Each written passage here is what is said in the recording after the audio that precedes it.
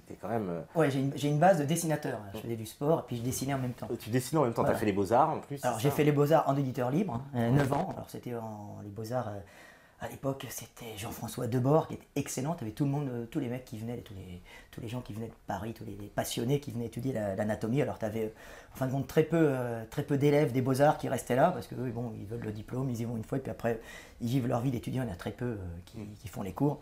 Puis dedans on avait des... je sais pas, Douaneau ou je sais plus, je me souviens plus, je me souviens plus lequel d'un quartier, je me souviens plus. Je me souviens plus, on avait des photographes, on avait comment il s'appelle le mec qui a fait le chat du rabbin qui venait aussi, qui était passionné d'anatomie aussi. On avait tous les gens, et vraiment les cours étaient bons, et on avait tous les passionnés d'anatomie, morphologie qui venaient, et c'est là où j'ai rencontré mes autres profs, comme Dominique Bastian, qui était le directeur du musée Orfila-Rouvière d'anatomie de Paris, à la faculté des Saints-Pères. Dans le 5e, il est mort maintenant, paix à son âme, c'était vraiment quelqu'un de bien. Et avec lui, après, on était passionnés, puis on discutait, on allait boire des verres en sortant. Et puis, je faisais tous ces enseignements en fac de médecine, c'était devenu un ami. Et on faisait toutes les dissections ensemble. Alors, on commençait en cours, parce que j'allais à ces dissections. Parce que c'était un passionné de dessin, le mec, en plus de dissection, c'était un médecin anatomiste. Donc, il enseignait aux kinés, aux étudiants en médecine en première année, donc on venait, nous, ils disséquaient devant nous, et puis à la fin, quand les mecs partaient, on restait encore 1 heure à disséquer, à étudier, pour comprendre le corps humain. D'où la couleur des médecins qui se rapproche un peu, des fois, des corps morts et formolés. Mais bon, c'est ce que j'ai vu, c'est des souvenirs, mais par contre, c'était très dur psychologiquement, parce que à suite de ça, j'ai quand même fait une dépression, mais c'est post-dissection, c'est-à-dire que quand tu fais plusieurs années de dissection, c'est quand même, au début, tu te protèges, mais en fin de compte, la vision de la mort est pas forcément... t'as tout le temps un prix à payer. D'accord. Eh oui, en plus après ça vient après quoi. Ça vient après en général, ça vient après. C'était les mecs à la guerre, au combat, ils y sont et puis c'est post-traumatique. On dit le corps humain est fait pour encaisser l'agression et c'est après qu'il décompresse parce que s'il commence à s'écrouler pendant l'agression, il est fini. Donc c'est après qu'il va décompresser. Tu vois, donc ça c'est particulier. Donc d'ailleurs je pense pas que la dissection est une activité anodine parce que ça doit quand même bien travailler les mecs vu qu'on voyait pas mal de profs de dissection qui allaient se biturer un peu à la bière. À la fin de leurs heures. Quoi. Ouais, d'accord. Mais ils aiment, c'est une passion, parce qu'ils enseignent aux gens. Ouais. Et ils sauvent des vies aussi par leur enseignement. Ouais. Voilà. Alors toi, en plus, tu as fait, des livres qui parlent de ta méthode aussi, la méthode de Lavier. Il n'y a pas de méthode de Lavier, vraiment. C'est des livres qui expliquent un peu toutes les techniques pour ne pas se blesser, pour progresser. Il n'y a pas une méthode parce qu'il y a plein de types morphologiques différents, plein d'individus différents, tout le monde ne réagit pas de la même façon. Il y a un cadre dans lequel on évolue, et puis dans ce cadre, on peut être plus ou moins à droite, à gauche, au milieu. Ça dépend de notre vie, de notre passé, de notre passé génétique, si vous voulez. Ouais, parce que toi, justement, tu dis beaucoup que ça compte la morphologie, que même un champion, c'est morphologique, en fait. C'est en partie morphologique. Il y a culturel aussi, il y a le travail, même la volonté peut être en partie quelque chose d'inné, hein, c'est pas forcément acquis. Hein, la morphologie joue énormément dans le sport. Alors, il n'y a pas que ça, hein, je sais que Thuram me dit, oui, moi j'ai réussi, mais c'est parce que je voulais ça. Mais c'est aussi parce qu'il avait certaines capacités de base. Hein, et on voit la morphologie des haltéros, c'est pas la morphologie des coureurs de fond. Et quand on dit si je veux, je peux, pas vraiment. Tu te regardes et tu regardes, il faut avoir une vision objective de ce qu'on est, et après avoir une vision objective de ce que tu es, tu essayes de faire le maximum avec ce que tu as. Ça évite les problèmes, ça évite les accidents, ça évite la bêtise de vouloir se surpasser ou de faire comme le voisin alors que tu n'es pas fait comme lui. Et moi, en musculation, on dirait en sport en général, je peux dire que je suis le premier, et c'est pour ça que mon guide du monde de musculation a eu un impact mondial. Je suis le premier à avoir expliqué qu'il y avait différentes morphologies et que cet exercice n'était pas valable pour tel individu ou sous une autre amplitude, et que si on voulait faire comme truc, par exemple au coucher, qui fait une amplitude complète, si on n'avait pas cette morphologie, on avait une morphologie différente. Si on voulait faire comme son voisin, on risquait un arrachement de biceps de pectoral, donc ça, le muscle, ce muscle-là. Donc j'ai expliqué ça sur beaucoup de mouvements. Bon, c'est passionnant parce qu'après tu étudies les différences. Différentes morphologiques, alors ne pas confondre, il n'y a pas de race.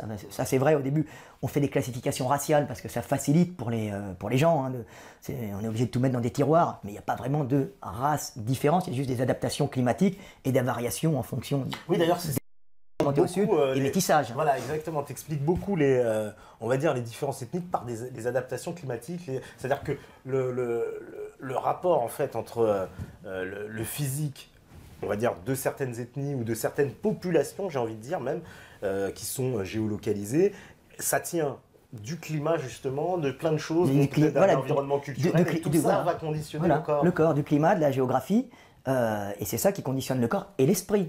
Et l'esprit, parce que ça ne va pas jusqu'au corps. La mentalité des subsahariens n'est pas la même que la mentalité d'un Européen. Comme je dis tout le temps, hein, la dépression chez l'Africain, elle est plutôt rare. Hein. Il n'y a pas de dépressif. Psychologie Magazine, ça n'existe pas en Afrique. Alors que l'Européen, l'Européen est un dépressif, hein. On prend du Prozac, on est angoissé, on prend de la bière, on boit pour oublier, c'est je bois, tu bois pourquoi pour oublier. L'Africain il va plutôt, c'est en général, je parle tout le temps globalement, parce que je ne veux pas dire toi t'es Africain, t'es comme ça. Chaque individu doit venir à nous comme un individu vierge qu'on va appréhender, mais il y a des généralités dans les populations qui sont adaptées à des climats. Ce qui a fait et si une particularité se maintient dans un groupe de population, en général, c'est qu'elle a été positive au groupe. Tu vois, toute particularité qui est négative, elle va disparaître. Et ça à tout niveau, que ce soit au niveau particularité physique, comme particularité de façon de penser du groupe, hein, et comme jusque dans les religions. Hein. Une religion qui interdirait tel machin et tel truc, si ça perdure dans le temps, c'est que ça a eu un apport positif pour le groupe. Tu vois. Ça paraît con, mais alors évidemment, après tout change, le monde change, mais c'est comme ça. Il n'y a rien qui ne dure, qui est négatif. Oui, parce que c'est pas là. Alors, c'est Dieu. Dieu est toujours positif. Voilà. Dieu est toujours positif. Il veut le bien du groupe. Alors des fois, ça passe par pour l'individu, par la mort ou par l'échec, mais en général, tout le temps, c'est le bien du groupe. Et au niveau, parce que justement, au niveau des muscles et des morphologies, alors, il y a un grand, je ne sais pas justement si c'est un cliché ou pas, si je pourrais nous le dire. Moi, ce qu'on m'avait expliqué, c'était que justement, les Africains avaient des muscles plus denses que les Européens, et c'est pour ça qu'on les retrouvait dans les sports de puissance, dans l'athlétisme, dans le foot, etc. Ils excellaient dans ces sports-là, et au contraire, ils étaient très mauvais là où il fallait plus des muscles légers, comme le vélo, la natation, les machins. C'est un peu différent. Après, on a plusieurs types. Alors, les Africains, c'est vaste de dire Africains. Oui, c'est très vaste. Quand on voit un Camerounais ou un Sénégalais, c'est déjà différent. Et quand on voit un Éthiopien des hauts plateaux, on est encore sur un autre type morphologique. Mais il y a un type global attaché quand même à une vie, on va dire, équatoriale. Donc équatoriale, alors plus ou moins chaud, en général c'est chaud, il y a moins d'hiver, bien qu'il y ait des saisons relativement froides en Éthiopie, parce que c'est des hauts plateaux, il fait froid quand même. Hein. Mais d'ailleurs, j'ai un ami éthiopien qui m'envoie tout le temps des explications là-dessus, il est en Angleterre, là s'il m'écoute, je lui dis bonjour, salut, qui m'envoie ça. Donc on retrouve quand même des différences, et effectivement, on retrouve plus les Africains dans les sports dans le sprint par exemple. Voilà, le sprint, l'athlétisme. L'athlétisme, alors pas tous les sports d'athlétisme. Pas tous les sports d'athlétisme. Dans les lancers, on en trouve, mais c'est déjà un peu moins. En tout cas, dans le sprint, c'est évident. Le sprint, alors là, le sprint, ils excellent en général. Alors il y a quelques Japonais qui commencent à arriver, alors je peux vous l'expliquer après, qui sont très, très, très puissants, mais qui vont vite être limités. Donc on les voit en junior, et puis on les voit rarement perdurer dans tous ces sports, dans l'athlétisme. Mais alors là, c'est particulier pour les Africains parce que l'Africain, on va dire que c'est l'état originel d'adaptation qu'il y avait de l'homme. L'homme est un animal, est un être. Moi, je dis que l'homme, c'est l'homme. Et l'homme est à l'image de Dieu par le fait de pouvoir dire je suis. Tu vois, c'est sur le, c'est ça, c'est le mont Sinaï, c'est Moshe Rabbeinu, hein, qui avait vu Dieu et quand il a demandé qui es-tu, il a dit je suis celui qui est. Voilà. Et celui qui est. Et l'homme est à l'image de Dieu parce que il est celui qui est capable de dire aussi je suis celui qui est. Il n'y a pas d'animaux qui sont capables de le dire. Donc c'est en cela que l'homme est à l'image de Dieu. Donc, où j'en étais donc, les Africains ont une morphologie, je pars comme ça. Les Africains ont vraiment une morphologie adaptée à un climat équatorial, donc relativement chaud en général, donc chaud. Donc ils ont une espèce d'optimisation de leur performance par restitution d'énergie lors des déplacements, parce que la nature est économe, on ne va pas s'amuser à faire que de la contraction musculaire positive, ça consomme beaucoup d'énergie pour pouvoir se déplacer. Donc en général, tu te déplaces, tu pars en avant, tu tombes, hein, la marche c'est pour tout animal, tu tombes, et en tombant, tu vas récupérer de l'énergie dans les fibres élastiques, les fibres tendineuses, les fibres élastiques des muscles, les fibres tendineuses qui vont, comme un élastique, restituer ça. C'est au cœur des molécules qui vont récupérer l'énergie de la chute dans leur étirement, qui vont le restituer. Donc ça va économiser l'énergie parce que il n'y avait pas de supermarché partout, l'énergie, ça vaut, tout est calorique. Hein. Donc la nature est économe en général. Donc l'Africain, lui, il est essentiellement en restitution d'énergie. Bon, il est en contraction musculaire, mais aussi en restitution d'énergie. C'est pour ça qu'on les voit en général avec beaucoup de tendons. Hein. Ils ont les muscles courts, c'est le mollet court de l'Africain en haut. Hein, le pied plat, alors pied plat pas pathologique. Hein. Et puis, des grandes jambes, en général, ils ont des grandes jambes. Tout ça, ce sont aussi des adaptations à des climats chauds. Donc, on allonge, le corps est allongé pour avoir un maximum de peau, de peau. Et pour un minimum de surface intérieure, tu vois, alors qu'au nord, les membres se raccourcissent pour conserver l'énergie, donc un minimum de peau, la calorie, pour un maximum de surface interne, pour éviter les déperditions de chaleur, tu vois, l'homéostasie calorique, éviter par agitation moléculaire, tu sais, de transmettre, tu sais, il y a la loi qui fait que tout a tendance à s'égaliser, donc tu prends la température, on prend une température moyenne. Donc l'Africain, lui, il est plutôt en maximum de peau, grand membre pour pouvoir, beaucoup de peau pour pouvoir thermoréguler. Hein. Ça, c'était l'adaptation climatique première de l'homme. Je peux en parler après pour l'évolution. Et il va compenser ces grandes oscillations quand il marche. Alors, on me voit, tac, tac, tac, il marche, tu vois. Et alors, il a des grands pas. Hein, en général, il a des jambes plus grandes par rapport à sa taille. C'est tout ça, c'est en rapport. Il a des jambes plus grandes par rapport à sa taille. Hein. Un petit Africain aura quand même des jambes en général plus grandes. En général, les Camerounais en forêt, c'est pas ça, tu vois. Mais on se retrouve comme ça. Et donc, grandes jambes, muscles courts et tendineux pour récupérer l'énergie, tu vois. Et il va compenser ces grandes oscillations au sol, parce qu'il n'aura pas beaucoup d'attaques au sol puissantes, il va compenser par un fessier puissant, un gros fessier. Donc tu sais, c'est le truc typique de l'Africain, on dit l'Africain le cul bombé, l'Africain est cambré. Alors non, l'Africain il n'est pas cambré, parce que si tu avais une cambrure excessive, tu aurais des glissements vertébraux. Tu vois, la vertèbre elle passerait comme ça, la colonne vertébrale, la vertèbre glisserait sur le sacrum, tu vois, les vertèbres en verre, et derrière tu as la moelle épinière qui passe, et tu te ferais sectionner ou compresser la moelle épinière, ce qui est absolument pas bon. En vérité, le truc de l'Africain, c'est quand on regarde bien les chutes de reins des Africaines, c'est très particulier. Donc l'Européenne est plus en largeur, tu vois, l'Européen, parce qu'il est européenne parce qu'on regarde les culs des femmes, nous les hommes, et l'Africain, il est plus compressé latéralement et les fesses plus projetées en arrière. Donc en vérité, c'est l'os iliaque et le sacrum qui est projeté en arrière pour attacher un fessier plus vers l'arrière, bombé et plus musclé, pour compenser justement ce grand membre qui est un membre pour permettre une espèce de thermorégulation du corps, tu vois. Donc du coup, quand ils se mettent à courir, ils sont beaucoup plus efficaces parce que proportionnellement, ils font de plus grandes enjambées. Tu vois, il court, donc c'est Usain Bolt, hyper grand avec une morphologie d'Africain. Donc c'est sûr que le démarrage ça va être plus dur, mais quand il a passé les... Je ne suis pas spécialiste du sprint, mais quand il a passé sûrement les 10, 15 mètres, 20, 30 mètres, il se trouve, c'est une bombe qui n'est pas rattrapable parce qu'il a des grandes jambes avec un cul énorme. Tu vois, et donc il fait des oscillations avec un fessier hyper puissant, il ramène ça, tac, tac, tac, tac. Un Européen, il a des jambes plus courtes, il va être obligé de ramer comme les bassets, tu vois, le petit basset qui marche à côté de sa maîtresse, ou tu vois, le Yorkshire ou le Chihuahua, il est là pour arriver au même niveau, il marche à la même vitesse, mais donc ça c'est une convention. Donc on les retrouve alors avec en plus une tonicité musculaire plus importante que l'Européen, c'est un muscle un peu plus tendu que l'Européen, adapté au climat chaud. Il a la tension optimum pour un climat chaud.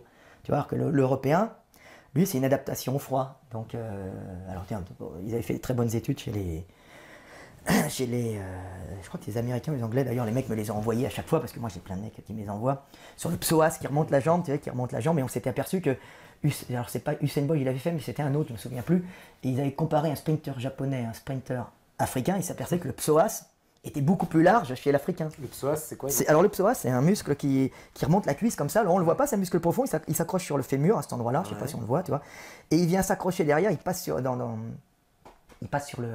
l'os du bassin, et puis il va s'accrocher une partie sur l'os du bassin, et puis une autre partie un peu sur les vertèbres lombaires. Qui cambre un peu le dos. Et c'est un muscle qui n'est pas visible, il est en profondeur. Mais chez les Africains, alors en général, mais chez les sprinters africains, donc ça doit être la même chose chez tous les Africains, parce que comme ils ont des grandes jambes, la nature va s'adapter. Comme ils font des grandes oscillations, s'ils ont un gros fessier, derrière, le fessier, il tire la jambe en arrière, t'imagines bien que pour ramener la jambe, il doit avoir le même développement de muscle pour compenser. Donc on se trouve avec les Africains avec un gros psoas que tu ne vois pas à l'intérieur. Tu vois, un gros psoas. Ce que les Européens, même les Asiatiques, alors ils avaient pris des Asiatiques et ils avaient regardé sur les radios, mais regardez, c'est pas possible, en imagerie médicale. Alors je sais pas, je pense pas que c'était des REM, comment on appelle ça, des rayons X, mais je me souviens plus ce que c'était. Et oh putain, regardez, ils ont des énormes psoas, il a un énorme psoas. C'était pas Usain Bolt, c'en était un autre, et puis après, j'ai vu que je crois qu'ils l'ont fait sur le bol, mais j'en suis pas sûr.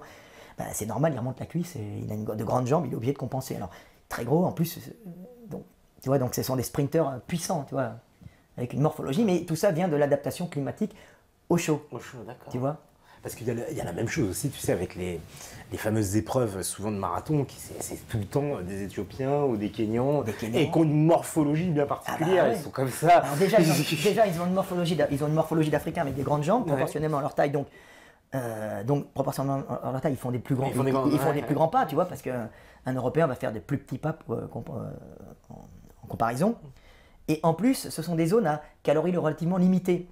Et tu t'aperçois que la qualité musculaire, alors ça c'était des Africains qui m'avaient envoyé ça, parce que moi j'ai entre guillemets un fan club, mais c'est pas des abrutis, c'est un fan club, c'est plutôt des amis qui sont sur internet, et beaucoup d'Africains qui me suivent aussi, et qui me ramènent des études sur les Africains. Puis alors j'avais toutes les études qui m'avaient envoyé un Africain, je me souviens un peu qui c'était très intéressant.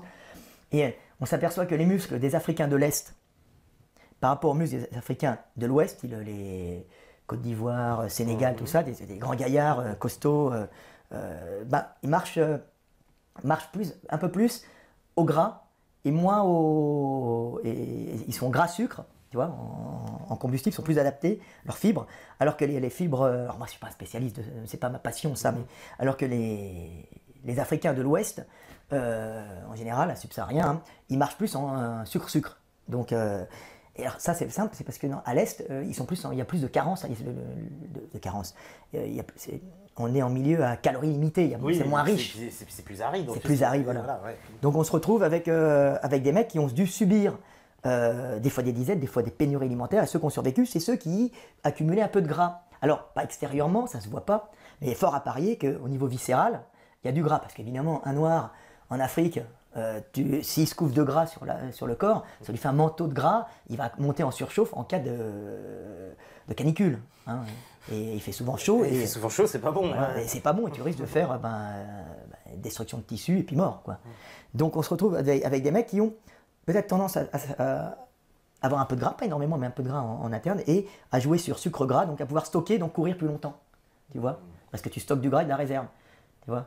Alors c'est pas les mêmes raisons, mais alors. Donc ils sont légers, donc ça fait des mecs.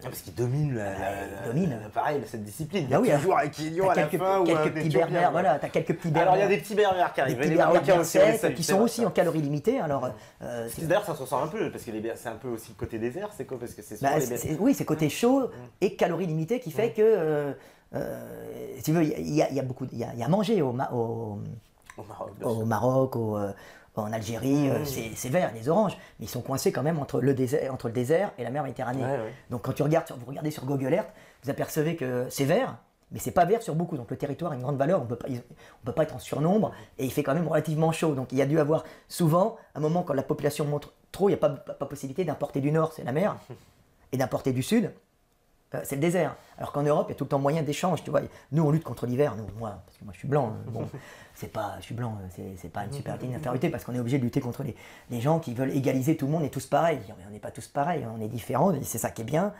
Et dire qu'on est tous pareils, c'est un blasphème, tu vois. On est différents, et merci mon Dieu, tu vois.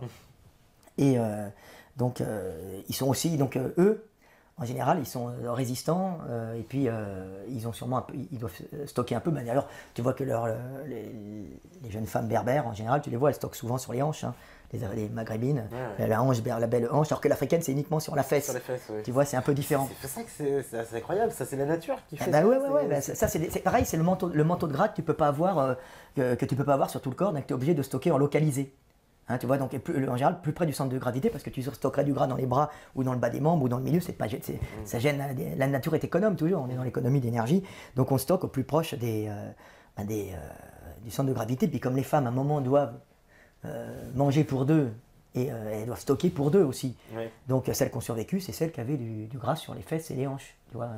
Alors sur les hanches au Maroc, en Algérie, tout ça, c'est la danseuse un peu sur le ventre, tu vois, mais un peu moins là-haut, alors que l'européenne, la sibérienne, c'est le manteau de gras. C'est la belle sibérienne avec la peau là, elle n'a pas ses fesses et ses hanches orientales ou africaines. Oui, c'est parce qu'il faut qu'elle se protège, c'est ça. Et voilà, il faut qu'elle se protège du froid. Tu vois, et alors que chez la maghrébine, ça va plus se mettre sur la hanche. Ça, c'est des généralités. Il y a des maghrébines toutes sèches, tu trouves de tout. Tu trouves même chez le maghrébin, en général, il y a beaucoup de maghrébins de mecs, ils ont du gras un peu sur les hanches, les mecs aussi. Ouais. Preuve qu'il y a eu souvent des problèmes caloriques, donc stockage de gras, et on se retrouve avec stockage de gras sur les hanches. Tu vois, dans les vestiaires, tu vois souvent parce qu'en France, c'est un pays qui a un passé colonial, donc il y a eu des gens, on a exploité les colonies. Bon. Puis les mecs, ils sont venus quand il y a des problèmes, ils reviennent en haut parce qu'ils ont la langue, et bon, les gens vont chercher la calorie où elle est, tu vois. En vérité, il n'y a ni méchant ni gentil, il y a des gens qui vont chercher de la calorie, et quand ils en ont pas, et puis on va la chercher où on peut. Donc, on les prend pour les utiliser comme des esclaves. Bon, ça arrive, hein, quand les esclaves du pays font la grève. Tu vois, bon, c'est ce qui arrive. Et c'est toujours des castes qui veulent la calorie, c'est tout dans la lutte calorique. Hein. On devrait sortir de ça. Donc eux, on voit chez les Magamins des mecs qui ont du gras encore sur les hanches, c'est assez marrant à voir. Non, c'est marrant, pas pour eux, ils sont pas contents. Mais bon. Donc on voit ça. Puis chez les Africains en général, le mec est sec, hein, parce qu'il fait très chaud. Puis la nana, elle prend sur les fesses. Elle prend sur les fesses. Elle prend sur les fesses parce qu'elle ne peut pas prendre partout. Hein. C'est ça qu'on voit les nanas, on voit les danses. Bah justement, j'avais un Africain qui m'avait envoyé ça, je crois, qui m'avait envoyé des danses africaines. Et on voit les filles qui bougent les fesses comme ça. La danse du ventilateur, en plus, oui, c'est très. Voilà. Et c'est marrant parce que les danses maghrébines, c'est plutôt du ventre. Ah oui, en vérité, si on montre sa localisation graisseuse pour montrer qu'on est une bonne génitrice. Tu vois. Tout est derrière les cultures, tout est lié sur la survie de l'espèce. Et puis après, la relation à l'autre, parce que le but de la vie, c'est de ne plus être seul et d'avoir une relation à l'autre avant de mourir. Moi, c'est ce que je pense. Hein. Et alors, tu vois ça chez les Africaines qui, en vérité, ont une danse en montrant, qui n'a en vérité rien d'obscène. Tu vois, elles dansent, à l'avant, elles dansent nues, hein, parce que le textile, c'est arrivé récemment. Hein. En Afrique, avant le textile, ça vient du Nord, quand c'est des sociétés technologiques. En Afrique, tu n'as pas besoin d'être technologique, vu que la nature te donne déjà tout pour survivre. Hein, mais elle te tue aussi, puisqu'il y a beaucoup de bactéries. On est en Équateur, c'est là où il y a le plus de photons qui arrivent, d'énergie qui vient du ciel.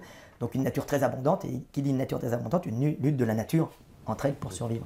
Et on voit les Africains, les Africaines, hein, surtout les Africaines, qui montrent justement dans ces danses culturelles où elles bougent leurs fesses, comme ça, elles montrent leur popotin, popo parce que en Hongrie on dit le popo, et elles montrent ça pour montrer en fin de compte qu'elles sont de bonnes mères, tu vois, qu'elles vont être de bonnes génitrices, elles n'ont pas conscience. Et l'homme qui voit des belles fesses comme ça, pour lui, une belle fesse, en vérité, c'est une fesse d'une bonne reproductrice. Hein.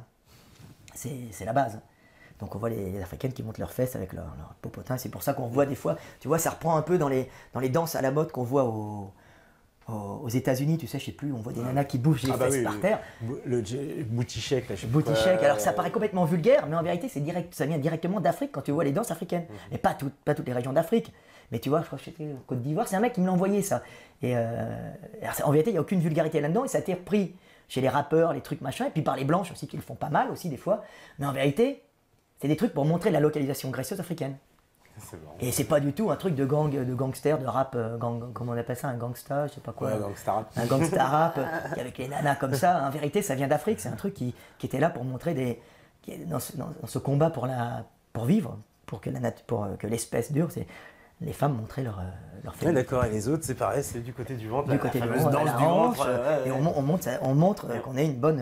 Ouais, voilà, ça fait partie aussi, parce que c'est un peu érotico quand même, sexuel, la danse du ventre. Hein. Ah oui, mais c'est ça qui fait que le monde continue, tu vois, donc c'est marrant. Hein.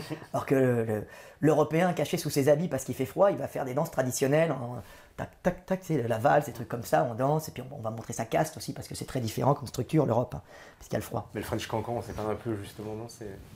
Ouais, je connais pas trop, mais oui, c'est un petit brin, justement, dans cet esprit-là, on monte ses jambes. Oui. Je suis une bonne reproductrice. Il y avait le corset, hein. Le corset c'était pour montrer la taille fine et la hanche marquée. La taille fine et la hanche marquée, montant que tu es une femme, un homme il n'a pas la hanche marquée. Les hommes ils regardent pas les gros, ils regardent essentiellement la forme, c'est-à-dire inconsciemment on regarde la forme de la hanche chez la femme et la forme de la fesse. C'est ça qui nous attire, nous, les mâles. Donc tu sais, le corset à l'époque qui montrait le... Oui, inconsciemment, parce que toi d'ailleurs tu dis...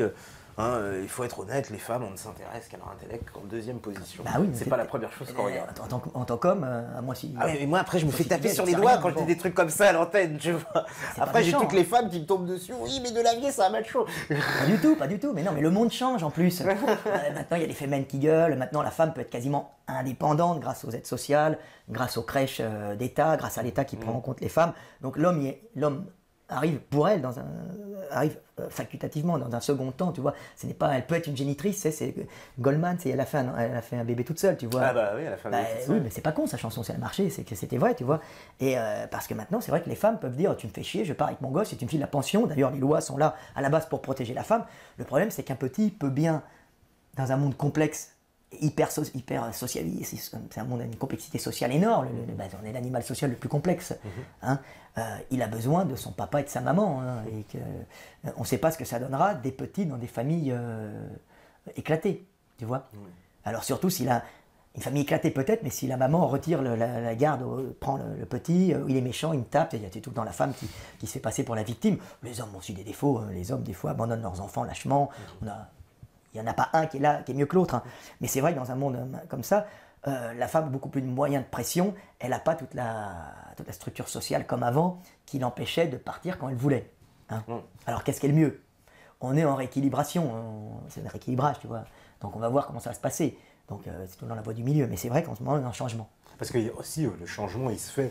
Tu vois, parce que justement, c'est marrant, tu parlais tu vois, de ce rapport de séduction. Aujourd'hui, les femmes, elles sont justement, j'ai envie de dire, dans un rapport aussi, dans cette domination, cette égalité qu'elles demandent, est-ce que ça se transforme pas justement en une domination? Est-ce qu'elles ne veulent pas aussi des fois la domination? Un peu, des fois, alors pas toutes, mais certaines veulent, certaines prennent ça comme une vengeance, tu vois, une vengeance de centaines d'années, voire pour elles de milliers d'années, pas milliards, milliers d'années d'esclavage de la part de l'homme. Ce qui n'était pas à la base un esclavage réel, parce que quand je dis tout le temps, si un comportement a duré, c'est qu'il était positif pour l'espèce. Autrement, il n'aurait pas duré. Quand un comportement change, c'est qu'il y a un changement du milieu qui fait qu'il change. Et il y a réadaptation. Alors, on est en période de réadaptation. Mais c'est vrai qu'on a chez les femmes qui n'ont pas encore une ouverture de conscience et qui n'ont pas encore pris conscience de leur animalité. Comme pour l'homme, prendre conscience de son animalité pour pouvoir s'en extraire et la maîtriser. Je dis tout le temps ça. Ben, on a des fois une espèce de vengeance. Vous nous avez exploités, maintenant on veut l'égalité. Alors qu'on ne peut pas effacer comme ça des centaines de milliers d'années d'adaptation. C'est-à-dire, ok, vous avez raison, mais allons-y en douceur, tu vois. Allons-y en douceur, parce qu'il y en a plein qui vont payer pour casser, quoi. Ça va être... Donc effectivement, on voit souvent les fémènes, tu vois, qui sont souvent hystériques. Ça, là, on est dans l'archétype même de ce dont on parle. Les seins, alors on les voit qui sont, alors la plupart, alors il y en a sûrement qui partent d'un bon sentiment, et puis il y en a d'autres, c'est de l'exhibitionnisme. Il y en a qui montrent leur sein. J'ai vu sur leur couve de leur site internet, t'as des couilles arrachées dans une main, une faucille dans l'autre, s'extrémisme. C'est un peu stupide. Alors moi souvent je regarde les femmes, parce qu'il y en a qui se montrent toutes nues, le sexe rasé, alors je trouve ça assez excitant, on leur dit regarde, c'est pas l'effet escompté, c'est pas l'effet qu'elles voulaient, mais bon, ça part sûrement d'un bon sentiment, c'est vrai qu'il faut arranger ça, mais elles n'ont pas pris conscience de tout notre passé, tu vois, il faut revenir là-dessus. Les hommes ne sont pas des femmes, les femmes ne sont pas des hommes, il va y avoir certaines... On va pouvoir à peu près moduler un peu ça, il va y avoir peut-être une ressemblance, des hommes un peu féminins, des femmes un peu masculines, ça peut arriver, moi je m'en fous. Moi j'aurais tendance à être un peu masculin, un peu plus, mais encore que, ça dépend des côtés. Mais bon, faut rééquilibrer tout ça, et puis c'est pas... L'homme n'est pas une femme. Donc toi déjà, t'es anti-théorie du genre. C'est complètement débile. C'est absolument débile. Il faut laisser les petits-enfants exprimer ce qu'ils sont réellement, des hommes ou des femmes, quoi. Parce que là, là, c'est un peu comme on les invite un peu à choisir une sexualité, un sexe, un genre, en tout cas, on leur dit, tu choisis, si tu veux être un garçon, t'es un garçon, ça va donner quelque chose je sais pas, qui va perturber. On en revient un peu, on s'est aperçu qu'on a fait un excès, là, c'était un excès, tout le monde est pareil, on n'est pas pareil. On voit bien, par exemple, que rien pour s'occuper des petits, des bébés. Alors on dit, oui, un homme peut très bien s'occuper comme une femme d'un enfant, sauf que l'homme, il est beaucoup moins résistant au stress permanent qu'une femme. Taux de testo plus élevé, il va monter plus vite. Un bébé, ça demande une attention permanente. C'est quelque chose que l'homme a du mal. L'homme, il est capable, l'homme, il n'est pas capable, il n'est pas qu'il n'est pas capable, mais souvent, il est incapable de faire ça, ou avec beaucoup de difficultés. Mais pas tous les hommes, bien sûr, hein. Et toutes les femmes ne sont pas capables de subir un stress permanent. Mais la femme, elle est quand même, à la base, programmée pour s'occuper d'un petit et de veiller en permanence, se réveiller la nuit. Tu vois, il y a les cycles du sommeil, c'est les cycles, comment ça s'appelle, Les cycles du sommeil, c'est on se réveille, il y a des cycles, comment ça s'appelle ça, les sommeil paradoxal, alors je ne me souviens plus, mais les spécialistes là-dedans, mais je sais que c'est tous les 3 heures, et ça doit correspondre à peu près, à mon avis, hein, peut-être que je me trompe, au rythme de nourrissage du petit. Tu vois, tu te réveilles, hop, tu nourris, parce qu'on ne fait pas que le nourrir, on l'hydrate aussi. Tu vois, parce qu'on oublie, je donne le biberon, je donne à manger, je donne à boire, en vérité, une hydratation du petit estomac, du petit système nerveux qui est en développement. Donc la maman, elle est là en permanence, elle est capable de subir un stress permanent, alors que l'homme, lui, il fait ça, il est épuisé. Il meurt. C'est-à-dire tu détruis son système nerveux, il peut faire, s'il est faible, des problèmes cardiaques, des problèmes nerveux. Donc il y a bien des prédispositions physiologiques différentes. Oui, non, parce que les tenants de la théorie du genre veulent nier ça. Mais c'est la stupidité. Ils expliquent que cette partie biologique, elle n'existe pas. Il n'y a pas de différence biologique. C'est de là où ils font. Alors c'est pour ça que je te pose la question. Ils font ça pour passer à la télévision, pour avoir ou pour se faire élire, ou pour avoir avec eux quelques femmes un peu aigries du fait d'avoir eu l'impression d'avoir été dominées. Ce qui est vrai un peu, c'est-à-dire qu'il y a eu une espèce de domination de la femme, mais qui était. Attention, je ne dis pas que c'est bien. Je dis que tout ce qui dure, qui perdure dans la nature, est positif pour le groupe, pas pour forcément l'individu. Donc c'était un truc qui a duré. Puis la femme, les femmes sont plus adaptées à un stress permanent. Tu vois, un homme caissier de supermarché, très dur, il y en a, on en trouve. Hein. On peut trouver Kevin au supermarché, un peu efféminé, alors pas tous, il y en a qui font ça, hein, qui est capable de toute la journée avoir les mecs taper, taper, tu vois. C'est un boulot qui est dur. Tu sais, c'est les femmes qui tricotent pendant des heures. Ouais, exactement. Tu vois, c'est les femmes capables de faire de la couture. Tu sais, la couture, ça demande une attention permanente, mais pas forcément une grande concentration, mais une attention permanente, tu vois. C'est très particulier. Et les femmes, tu vois, alors, les caissières, c'est l'excès, tu vois. Il ne faut pas dire que les caissières sont des connes, c'est dégueulasse de dire ça, mais c'est un boulot qui est dur et qui demande quand même un stress permanent. Parce que l'homme a du mal à subir l'homme, tu vois, il est pompier, tu vois, par exemple. Il dort dans la caserne, et puis la sonnerie arrive, paf, on part à l'attaque, l'adrénaline monte, on va sur le terrain agir avec plein d'adrénaline, et super efficace.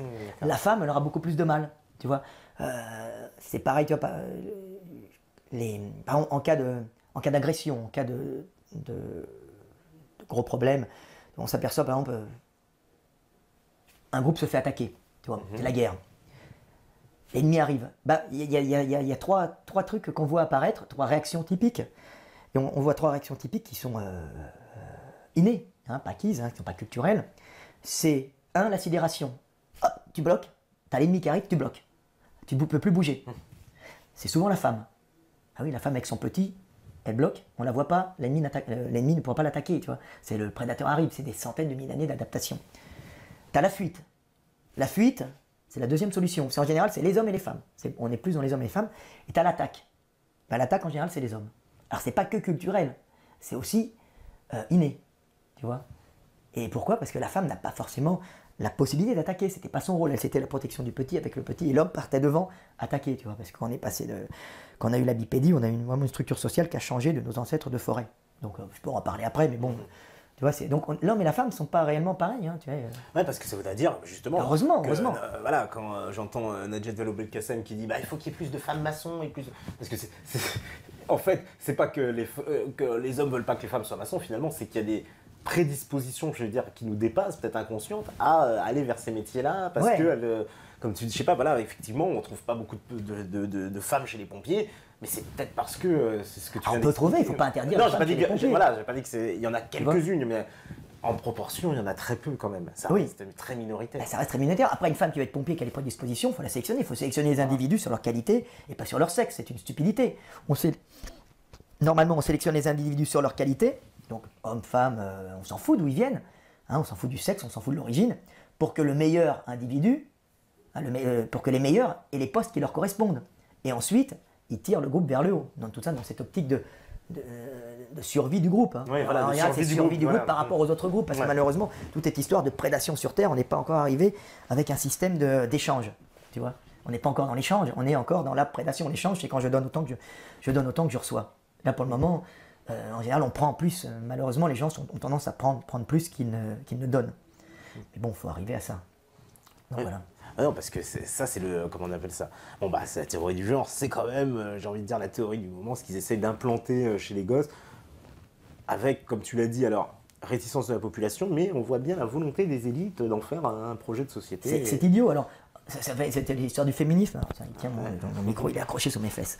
Et non, c'est ça, c'était le problème qu'il y avait eu en Allemagne. J'avais expliqué ça sur une...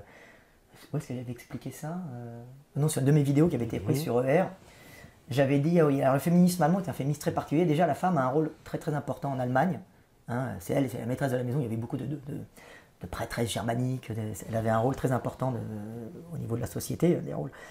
Et avec la Seconde Guerre mondiale, c'est l'hécatombe, les Allemands font de l'Est, tout ça, ils sont allés mourir par milliers pour des théories débiles, on va dire, hein, qui partaient peut-être d'un bon sentiment, mais qui étaient complètement débiles avec ce racisme abruti, quoi.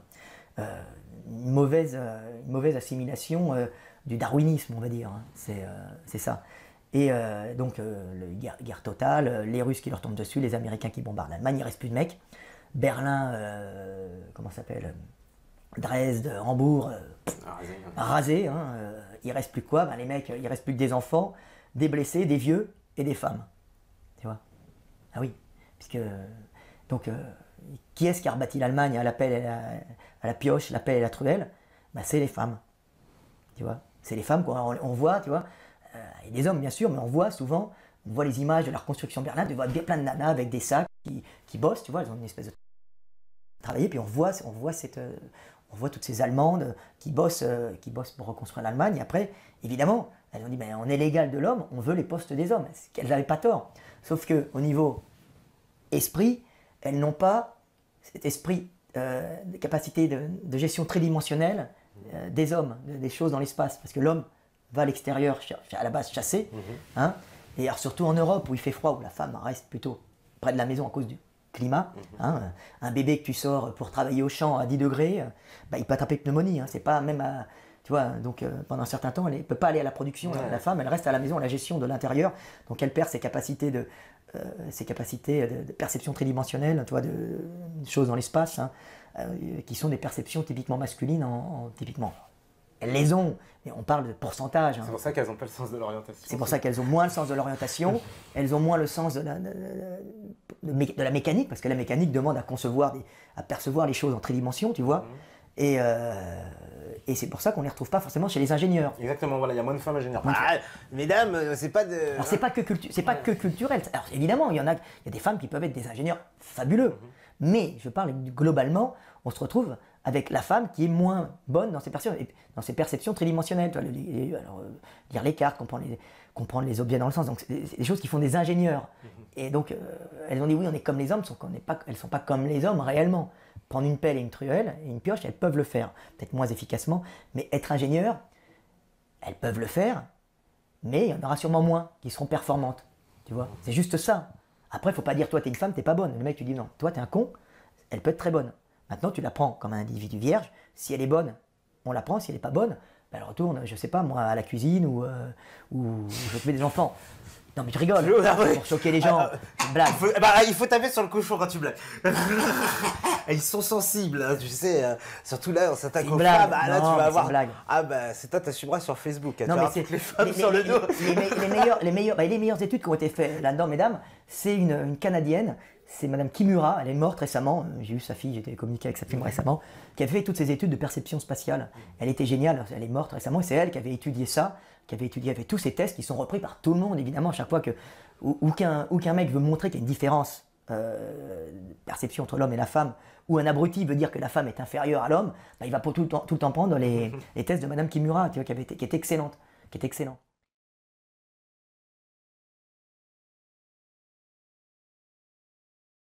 Débile, en vérité, c'est juste une façon de classifier, mais c'est une classification qui n'est pas... c'est arbitraire. C'est arbitraire, voilà, je sais pas, c'est un peu con. Mais on s'aperçoit par exemple qu'en Afrique, sur ces tests de perception spatiale, les Africaines sont au-dessus des Européennes et des Asiatiques. Tu vois, africaines. Alors que l'homme africain est en dessous de l'Européen et de l'Asiatique. Donc sûrement moins bon ingénieur. C'est pas pour ça qu'il n'y a pas des Africains qui vont alors subsahariens, parce qu'ils appellent ça, ils faisaient des tests sur des afro-descendants, des Afro-Américains. Eux, ils appellent ça des Afro-Américains. Donc en général, eux, ils font les tests, ils mettent tout le monde dans le même paquet. Alors que l'Afrique, c'est vaste. Hein. Tu peux pas dire, toi, t'es comme ça, il y a le nord, le sud, il y a les hauts plateaux, il y a des adaptations comment dire, de forêt, d'autres de climat aride, d'autres de climat chaud, très chaud, mais avec beaucoup de calories. Donc, on s'aperçoit que la femme africaine, en général, au-dessus des femmes européennes. Alors, ça, c'est très, très marrant. Alors ça, c'est moi qui j'en déduis ça, et puis j'ai des Africaines qui ont déduit aussi ça, que j'ai regardé. J'avais regardé une émission très bonne sur Arte, c'était sur les femmes sénégalaises, la beauté de la femme sénégalaise. Alors, pour un Européen, tu trouves, quand il fréquente des Africaines, quand il voit des Africaines, il va leur trouver souvent, subsahariennes, bien sûr, une certaine virilité dans leur comportement. D'ailleurs, elles ont un taux de testostérone plus élevé que les Européennes. Il faut bien dire une réalité. Je connais bien, tu imagines bien la culture africaine. Je ne sais pas de quelle origine tu es. Je suis métisse franco-gabonais. Franco-gabonais. Gabonais, d'accord. Et ce que je peux dire, en tout cas, des Africaines, c'est qu'elles n'hésitent pas à se battre. Voilà. Contrairement, par exemple, aux Européennes qui ont un peu plus de réticence, je veux dire. Ça n'a rien à voir. Voilà, une Africaine, elle n'hésite pas à se battre avec un mec. Hein. Avec un mec, oui. Ah oui, tu vois. Et entre elles aussi. Entre elles aussi, bien sûr. Mais si tu vas la chercher avec un mec, elle n'aura pas peur de te mettre avec un champin. J'avais un pote qui sortait avec une Africaine à la Défense. Ça faisait partie des bandes des nanas, des petites bandes des nanas. Le mec était un blond aux yeux bleus, gentil, mais il aimait bien, il est adorable, sportif. Il a eu le malheur de la tromper. Il était revenu se réfugier chez moi avec des traces de coups de couteau sur les bras. Ah bah voilà, c'est ça. Alors je lui disais, mais tu l'as mérité quelque part. T'as pas été sympa. Et la nana n'avait pas apprécié. Ah bah elle a pas aimé, ouais. C'est tout à fait le genre de truc, voilà. Le mec il va rentrer à 5h du mat, il l'a pas prévenu, il se prend une bassine d'eau chaude sur la tête. Voilà, ça c'est le truc. Ou bien les mecs qui pensent à la polygamie en Afrique, tu vois, des fois, sans oublier que les nanas peuvent se grouper contre le mec. Oui. Hein, c'est pas le mec qui domine. Les nanas qui disent, on voyait dans cette émission, avec l'accent, alors je sais pas, j'aime bien l'accent, mais je vais pas le faire, mais bon, ça me fait rire. Toutes les copines disent, parce qu'elles travaillent avec des Sénégalaises quand elles font des shows, elles disent, vas-y, fais l'accent sénégalais. Et alors, on voyait les nanas qui disaient, ah oui, non, mais moi j'aime bien, je préfère être en polygamie parce que comme ça, on est plusieurs à bosser ensemble, on a moins de boulot. Parce que le mec africain, en général, il bosse moins. Alors, il bosse pas moins parce qu'il est con, c'est que la structure sociale fait que le climat, la femme n'est pas obligée de rester à l'intérieur avec son petit parce qu'il fait froid. Donc la femme africaine, par rapport à la femme européenne, elle est à la production. C'est elle qui va à l'extérieur, en groupe de femmes, s'occuper du cheptel de chèvre, gérer tout ça. Et elle est dans un rôle qui, en Europe, est en général donné aux hommes, qui est pris à cause du climat, c'est tout simple. Une femme qui partirait travailler dehors au champ avec son petit, labourer quand il fait un peu froid, tout ça, le petit risque d'attraper une pneumonie. Donc elle reste près du feu, tu vois, ou elle reste près de... C'est pas qu'elle est paresseuse, c'est que il faut préserver l'espèce et l'avenir de l'espèce. Alors qu'en Afrique, le petit, tu peux le prendre, alors surtout le petit est textile, mais tu le prenais avant, groupe de femmes, t'arrivais surtout quand l'homme avait quand même réduit les prédateurs qui étaient autour de lui, donc il n'y a plus de lions. On est le super prédateur. Hein. Donc les autres sont pas trop cons, les lions, les hyènes, ils vont se barrer parce qu'ils savent que s'il y en a un qui arrive trop proche, il fera pas de vieux os et puis il transmettra pas ses gènes. Donc c'est le lion le plus peureux qui va survivre, celui qui sait que la proie bipède, c'est pas une proie, c'est un prédateur, tu vois. Tout à fait. Voilà. Donc la femme africaine est à la production, à l'extérieur, donc elle a un taux de testo plus élevé et en plus elle a les capacités de l'homme à percevoir la très immense puisqu'elle évolue à l'extérieur du logis, tu vois, plus. D'accord. Donc elle est à la gestion, un peu la gestion, la production, c'est elle qui s'occupe souvent des chèvres, souvent qui s'occupe de piler, alors que en Europe, c'est l'homme. Alors la femme, on la retrouve évidemment dans la société paysanne, parce qu'on est industriel depuis pas tellement longtemps. Elle faisait les activités pas trop dures, tu vois. Elle ramassait le foin, mais elle restait quand même près de la maison, on va dire près du foyer. Près du foyer, là où elle ne va pas avoir trop de déperdition calorique. Tout est calorique sur Terre. Tu vois. Oui, ça c'est ton gros truc. Et les gens disent, comment tu peux parler de ça, qui t'es, comment tu peux parler de ça, être bon là-dessus. Je dis, mais non, parce que moi je les mets toutes à un seul niveau calorique. Je donne, je prends. Tu vois. Si je prends trop, je détruis mon milieu. Si je donne trop, je meurs. Tout est dans l'échange. À partir de ce moment, tu as compris comment fonctionne le monde. Tu vois, dans les relations humaines, les relations entre États, tout est basé là-dessus, sur la relation à l'autre et cette vibration divine qui est la vibration divine, c'est je donne à l'autre dans l'amour, tu vois, je prends à l'autre, je prends au monde, donc à l'autre pour survivre. Si je prends trop, je m'enferme dans la solitude et je finis par détruire le monde et mourir. Et si je donne trop, je meurs tout de suite. Donc tu sais, c'est cette vibration, c'est tout ça, c'est cet équilibre. C'est je donne, je prends. Et tout ça dans les barrières du corps cellulaire. Alors, toute chose sur Terre, c'est comme ça. Les États, c'est la même chose. Il y a une barrière cellulaire, il y a une barrière et on prend, on donne, on prend, on donne. Tu vois, c'est des relations. Les groupes religieux, c'est la même chose. Hein, ça unit une religion avec des règles. Et puis les groupes cachés derrière ces lois, ou des langues, ou des religions, ou un ensemble, ben, ils prennent, ils donnent, ils prennent, ils donnent. S'ils prennent trop, ils détruisent autour d'eux. Hein, et s'ils donnent trop, ils disparaissent. Hein, tu vois, tout ça, c'est une question d'équilibre.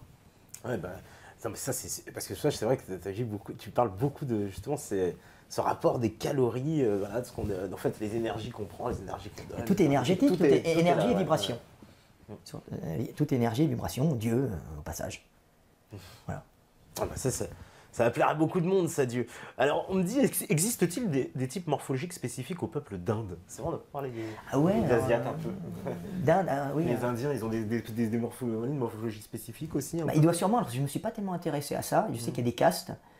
Je ne vais pas dire oui, je sais, ou je n'ai pas parlé quand je ne connais pas, mais effectivement, on les voit souvent qui sont, on voit des végétariens souvent. Alors. Oui, bah c'est souvent le cas en plus. Non, c'est souvent le cas, ils doivent être adaptés peut-être à une nourriture végétarienne déjà, plus que les gens du Nord par exemple. Et les Asiatiques, alors par exemple les Asiatiques, un truc que j'ai remarqué, tu vas me dire si c'est un cliché ou pas, mais il y a très peu de gros chez les Asiatiques, très peu de gens obèses. Il y en a quand même. Ah ouais? Il y en a quand même. Parce que moi, attention, je parle des Asiatiques. Du Sud peut-être. Bah ouais, et puis d'Asie, pas ceux qui vivent en les Chinois du Nord. Pas ceux qui vivent en Occident. Bah, ils sont plutôt fins à chaque fois. Les Japonais sont plutôt gros. Il y a des gros, ils ont des sumos, tu vois. Oui, ouais, mais ils se forcent, ils se forcent à manger. Ils sont hyper adorés par la population justement parce qu'ils sont gros, parce que le reste. Ouais, tu viens de me dire ça, effectivement. T'as pas tort. Et tu vois, la discussion, ça me fait évoluer un peu. Voilà. Écoute, c'est pas con ce que tu viens de me dire. Et je pense que c'est dû à une bonne régulation de leur rapport calorique. Effectivement, maintenant que tu me le dis, c'est vrai que je vois pas d'asiatiques comme ça. C'est vrai, c'est pas commun. Tu vois les femmes avec un petit peu de gras pour bébé. Voilà, ici. mais dans l'ensemble, ils sont quand même. Moi, une choc, ils sont. Parce que, moi, je suis un peu un oracle. Tu me poses une question, moi, je suis incapable de répondre aux questions, de sortir un truc si on m'a pas posé la question. Et je pense qu'on a trouvé un truc, là, je vais l'expliquer. L'asiatique, on va dire surtout le chinois, tout ça, on a des Chinois qui t'aiment bien. On va parler des Chinois. Hein, on va faire grosso modo. Alors dans le sud, ils vont être moins gras parce qu'ils ont un apport calorique permanent. C'est très riche. D'ailleurs, c'est équatorial. Hein, le sud, quand même, c'est pas équatorial, mais il y a la nourriture en permanence. Tout le monde sait que les gens vont en Thaïlande, les Français, en disant c'est super. J'ai mon plat de crevettes pour 3 €. Et puis bon, le mec, il dira pas qu'il a sa pauvre nana qui va se prostituer pour lui.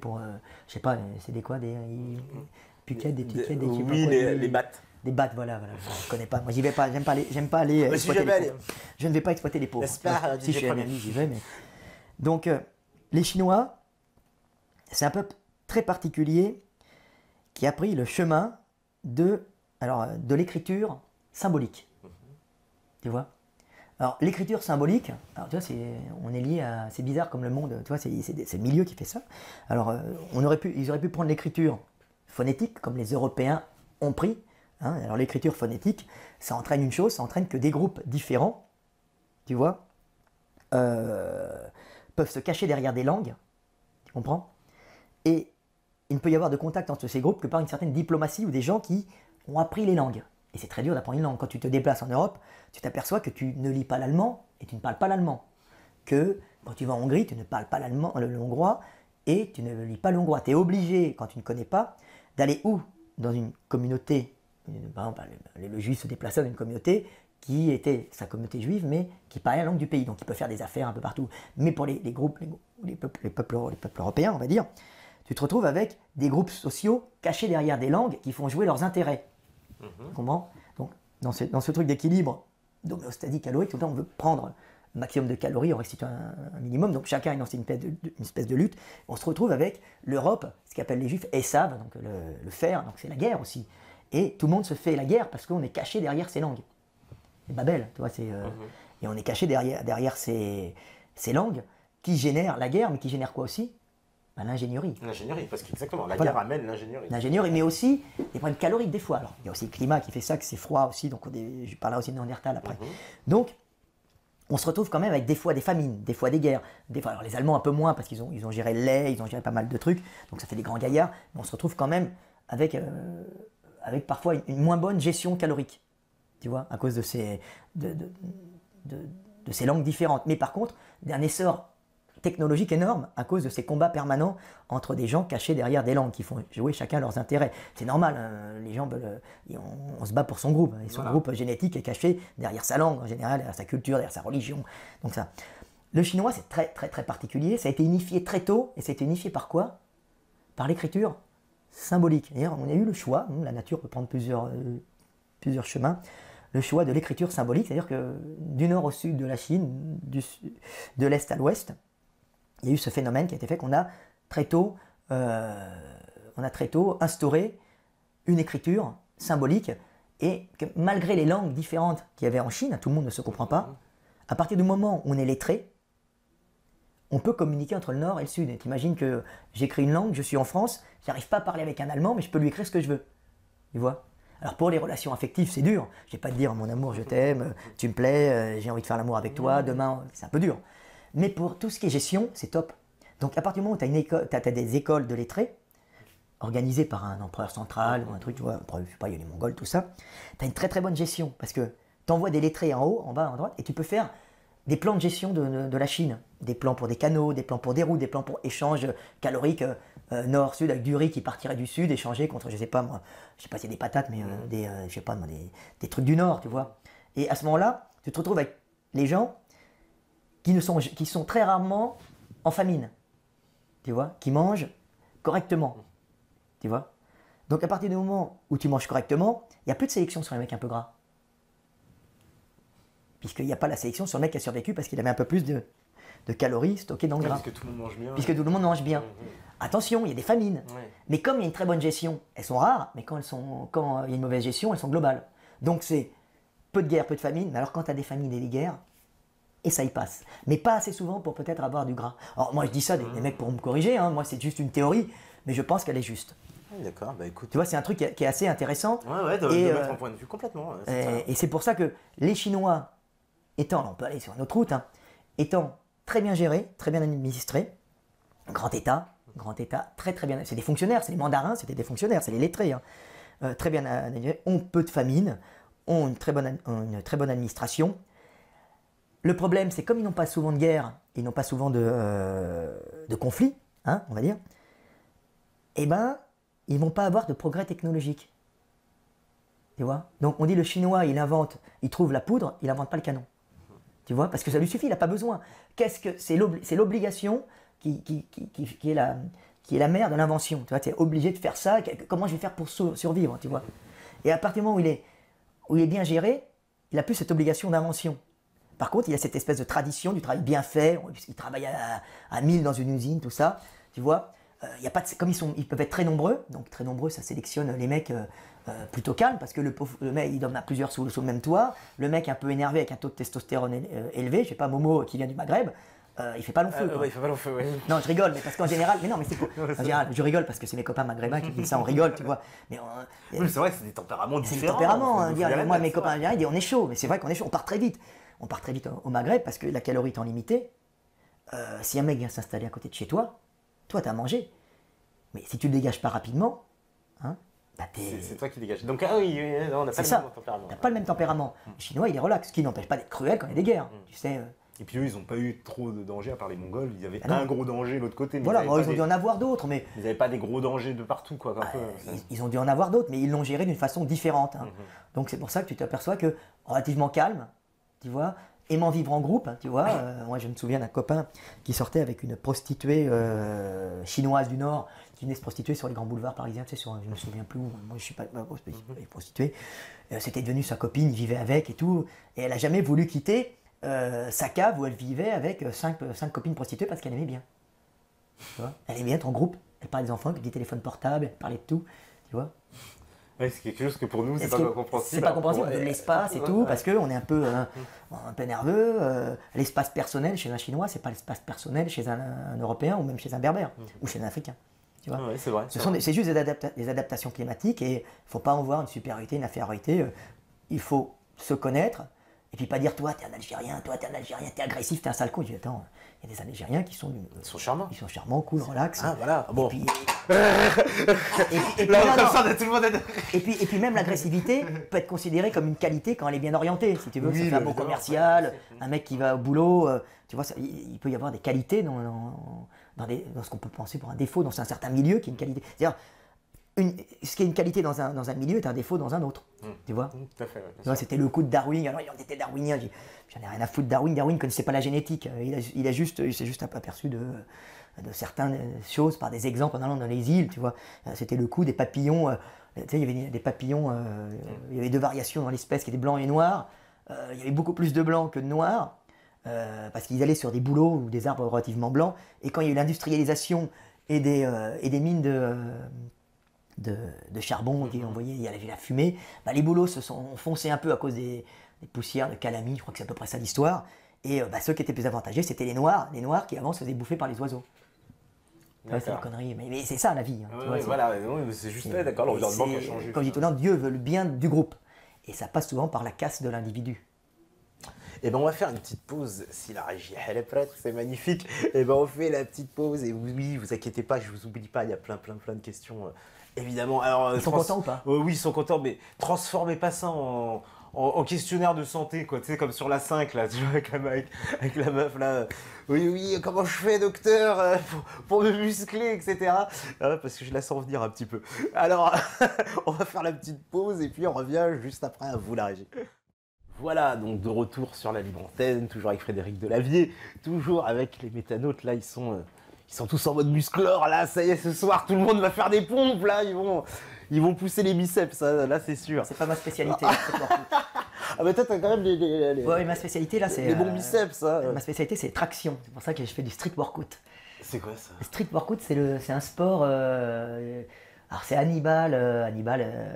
C'est un blague en Amérique, dans un quartier, je sais plus, je sais pas quoi. C'est pas Hannibal Lecter, non? Ouais, mais dans le genre, c'est très musclé, qui a mis ça qui a mis ça à la mode avec des vues internet énormes sur des performances qu'il faisait sur les parcs, vous savez, les parcs qui étaient mis dans les rues pour les enfants. Et puis lui et ses copains, ils faisaient des tractions. Alors c'est pas un genou, hein, mais au lieu que ce soit les enfants qui jouent, c'était les jeunes, pas les jeunes, les mecs du coin qui faisaient du sport là-bas. Et puis ils s'affrontaient en traction, en pompe, en dips. Et puis ils faisaient des parcours. Et alors après, les gens dans le monde entier ont voulu faire comme Hannibal. Donc il est à la base quand même d'un mouvement mondial. Alors ça s'appelle le street workout. On fait des performances. Alors après, comme ça se spécialise, il y a les performances un peu gymniques où les mecs font des acrobaties sur du matériel pour enfants à la base, et des parcs pour enfants. Puis maintenant, il y a des parcs spécialement conçus par les fabricants qu'on met dans les cités pour occuper les jeunes. Alors c'est vachement bien. Il y a Grigny. Alors la mairie de Grigny a parfaitement compris. Je dis bravo à la mairie de Grigny. Alors moi, je ne sais pas de quel coin elle est. Des fois c'est communiste, des fois j'en ai rien à foutre. Là, c'est un ex-front de gauche. C'est René Valls. Alors je dis. Un excellent maire. Attention. Bravo. Voilà, c'est ce que je dis. Bravo. Alors, moi, je m'en fous. Moi, je prends les hommes pour ce qu'ils font. Et alors, tous les jeunes à Grigny, alors il a mis ça en bas, c'était la grande, comment ça s'appelle? La grande borne. Et alors, il a mis ça en bas. Alors, putain, ça change la vie. Tous les jeunes sont là-bas. Ça met une ambiance. Tout le monde vient faire du. Alors, ça a commencé là-bas. Ils ont organisé le street workout en employant les jeunes, tu sais, du coin, dans des activités justement d'organisation pour les gamins, tout ça. Alors, Grigny, c'est à la base, vraiment au niveau boost, au niveau sport, avec aussi des clubs de fight. Mais alors, il y a le street workout et c'est vachement bien. Et alors, c'est Grigny qui est vraiment la première ville à monter des trucs comme ça, des championnats. Alors maintenant, c'est des compétitions mondiales. Il y en avait en Ukraine. L'Aquapark de Kiev, alors maintenant c'est un peu compromis, on va dire. Il y a moins de compétition. Grigny, c'est aussi la ville d'Amédi Koulibaly. Oui, voilà, bon. Il paraît qu'il faisait des tractions. Bon, ça se trouve, il en a fait. Hein. Je rigole. Ça se trouve, il en a fait, mais bon, il n'y a pas que Mehdi Koulibaly à Grigny, il y a aussi des mecs qui font des trucs bien et qui organisent il y a le Vic qui organise des compétitions de combat, de grappling international. Il y a aussi le maire, comment ça s'appelle je me souviens plus du concours, j'ai un trou. Bon, c'est l'équipe de Grigny qui organise le Pull and Push. Le Pull and Push, c'est un concours de street workout. Et bon, moi je participe, j'ai loupé le Pull and Push, j'ai été blessé, mais j'y suis allé quand même. Et par contre, je fais des championnats et puis je m'éclate dessus parce que je suis bon en traction. Et je suis avec des petits jeunes et puis j'essaye de leur mettre la pâtée, pas pour les humilier, pour être un exemple, pour montrer qu'un vieux peut être bon. Et il faut être l'essentiel de la vie, c'est d'être un exemple pour les petits qui viendront après. C'est-à-dire que quand vous faites quelque chose, faites-le pour vous, mais faites-le surtout pour les autres. Et l'image que vous devez transmettre doit être bonne, parce que vous devez être un exemple pour les gens qui vous entourent. Même si vous avez des vices, vous avez des perversions, cachez-les. Et par rapport au groupe, essayez de montrer un bon individu, hein, parce que vous serez un exemple pour les enfants plus tard qui voudront avoir une référence. Hein. C'est comme on disait avec le prophète Mohammed, il ne faut pas salir, parce que c'est un exemple de comportement. Hein. Le prophète Mohammed, c'est quoi? Paix et... je sais pas quoi sur lui. Amour sur lui. Paix et amour sur lui, hein, pour dire... C'est vrai, parce que c'est un prophète, donc c'est un exemple. Tous les prophètes, voilà, on ne les salit pas pour faire du business, hein, parce que c'est trop facile. Pas qu'on y croit ou qu'on n'y croit pas, c'est pas grave. Le fait qu'ils soient des exemples est quelque chose d'extrêmement positif pour le groupe et pour les enfants, qui plus tard. C'est ça l'essentiel. Hein. Voilà. Alors, on nous posait des questions, il y en a pas mal, sur, par exemple, l'homme de Néandertal et son acclimatation. Ça, c'est génial. Alors, c'est une question qui est venue souvent, ça. C'est quoi un peu l'histoire de cette acclimatation de l'homme de Néandertal? Alors, on a tout le temps dit, hein, ça part d'un problème, on a souvent dit que l'homme de Néandertal avait disparu. L'homme de Néandertal tué, éliminé par les sapiens. Ça a tout le temps été la théorie qui dominait. Alors, c'est une théorie un peu idiote à la base. Hein. C'est une théorie qui vient sûrement de la culpabilisation de 39-45 avec les tentatives d'extermination qu'il y a eu, des tziganes, des juifs. Ça a été, ça a quand même été un trauma mondial, on va dire. Alors on a dit l'homme il est mauvais, l'homme il extermine, l'homme il est pas bon. Il se trouve que moi ça fait plus de 15 ans que j'ai toujours dit, alors je ne suis pas généticien, hein, j'ai toujours dit l'homme de Néandertal n'a jamais été éliminé. Hein. Il y a eu du métissage, ils étaient moins nombreux comme c'était un climat plus froid, hein, c'était de la remontée africaine.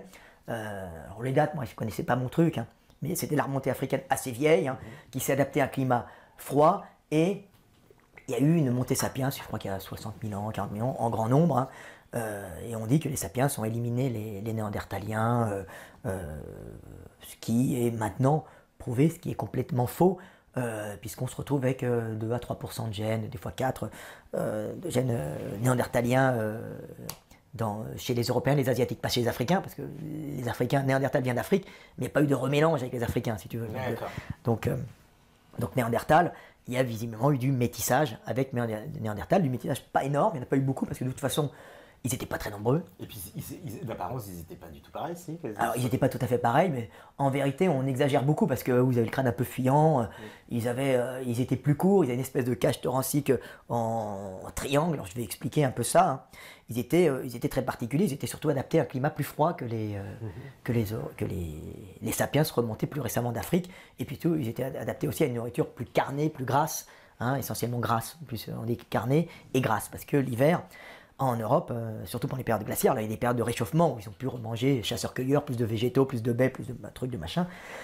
Mais pendant les périodes glaciaires, ils étaient confrontés à un milieu où l'hiver, il y avait essentiellement de la viande à bouffer. Hein. Alors, la viande, c'est pas top, et on va bouffer essentiellement de la viande, mais ce qu'on va trouver dans la viande, c'est des hormones aussi, un peu de vitamines, parce qu'il n'y a pas beaucoup de végétaux non plus, et puis du gras avec des acides gras essentiels, et c'est ça qui est fondamental dans la morphologie néandertalienne, c'est cette adaptation à la nourriture carnée et au gras. Hein, ce qui s'est passé, c'est qu'il y a dû quand même avoir des montées, ça n'a pas été il y a 60 000 ans des Européens qui sont montés, hein, ça ne se passe pas comme ça. Il y a eu des montées au nord, qui se sont adaptés, bon c'est ça, on suppose il y a 1 million d'années, après il y a eu des adaptations. Néandertal, je ne sais pas les dates, mais bon, ça fait quand même plusieurs centaines de milliers d'années qu'ils étaient en Europe, ils se sont adaptés à ce climat très très très froid, mais ils n'ont pas perdu, comme on peut penser, génétiquement une compatibilité avec les sapiens d'Afrique, parce qu'on dit Néandertal, mais c'est un sapiens, puisqu'il y a eu des métissages en vérité, hein. C'est nous qui classifions toujours, t'as les noirs, t'as les trucs, t'as les machins, t'as les Néandertal, c'est beaucoup plus en ton, comment dire, il y a beaucoup plus de nuances dans l'humanité. C'est plus nuancé que ça, ouais. Il y a dû, au cours de centaines de millénaires, avoir quand même des remontées sapiens, de sapiens d'Africains, d'Afrique, tu vois, même des revenus d'Asie, parce qu'il y a eu cette montée en nord qui est partie vers l'Asie, hein, il y a des isolations génétiques qui ont fait des adaptations climatiques à des climats particuliers, hein, mais il y a dû quand même avoir parfois du remétissage, hein, du remélange, qui a permis de garder une certaine compatibilité génétique entre sapiens, malgré sa différence, et entre sapiens, entre Néandertal et sapiens. Donc, quand les sapiens sont montés au nord, il y a 60 000 ans, les sapiens, comme on dit, ils venaient du sud, ils sont passés par le Moyen-Orient, et là, on suppose qu'ils ont rencontré des métis sapiens, tout ça, des métis Néandertal. bah, ils sont mélangés, un petit peu mélangés.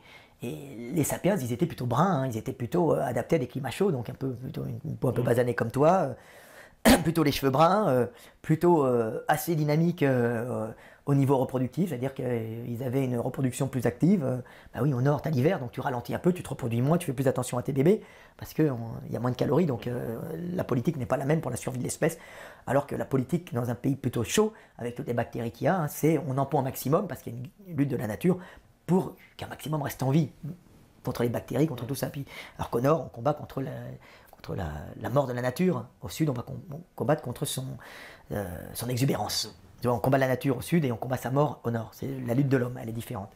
Donc, quand Sapiens a rencontré les Néandertals en faible quantité, Sapiens est monté en plus grosse quantité. Hein. Puisqu'ils étaient déjà plus actifs, et c'est au cours des glaciations, alors je ne me souviens plus, il y a des spécialistes qui diront, donc il y a eu baisse du niveau de la mer, donc on montait plus facilement, mais il y a tout le temps eu quand même des petits passages qui permettaient de garder une compatibilité. Alors, on s'est aperçu récemment avec, c'était pas beau, c'est un Suédois qui travaille à Leipzig, un généticien, et ils ont testé du matériel génétique pris sur des ossements de Néandertal par rapport à des ossements de Sapiens, et puis des ossements d'hommes, et puis modernes, ils se sont aperçus qu'on avait une compatibilité, qu'on avait à peu près 2 à 3% de gènes communs. Donc on a eu un métissage. Alors moi je ne suis pas spécialiste en génétique, hein, mais le grand avantage de ce métissage qu'il y a eu avec Sapiens, avec Néandertal, c'est que Sapiens a sauté 400 000 ans, ou 500 000 ans, ou 600 000 ans de sélection naturelle intense par adaptation au froid. Donc grâce à ce